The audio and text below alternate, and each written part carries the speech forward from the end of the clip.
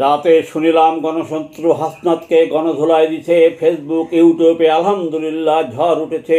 ভাবিলাম কারা দিতে পারে। তাদের চক্রান্তে প্রায় ৩৫০০ পুলিশ মরেছে, আনসার মাইর খেয়েছে, সেনাবাহিনীকে হুমকি দিছে, ছাত্রলীগ, ছাত্রদল, বিএনপি, আওয়ামী লীগ, জাতীয় পার্টিকে হুমকি দিয়েই চলেছে। তারা দেশের অনেক ক্ষতি করে কোটি কোটি টাকার মালিক হয়েছে। সাধারণ ছাত্র জনতাকে ধোঁকা দিয়ে বোকা বানিয়ে সাজানো গোছানো দেশ ভাঙ্গা দেশ বানিয়ে ভাঙ্গা দেশে এখন আজব গুজব কথার ছড়াছড়ি। মিডিয়ার মুখে দিছে তালা মারি। ইউটিউব দেখিলাম ২.৫ কোটি টাকার গাড়িতে চড়ে গিয়েছিল কার কাছে চাঁদা আনিতে। কারা গণধোলাই দিছে।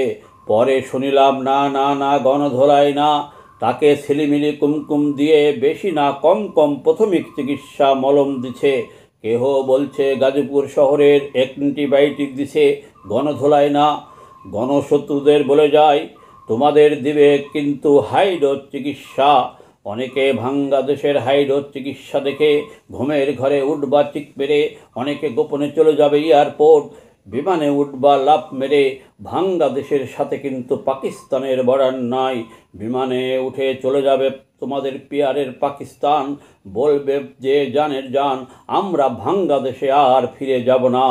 আমরা পাকিস্তানের রক্তের সন্তান। তোমাদের বুদ্ধিতে সাজানো গোছানো দেশ ভাঙ্গা দেশ বানিয়ে ওদের কাছে হয়েছি গণশত্রু। আমাদের কোনো নিরাপত্তা নাই।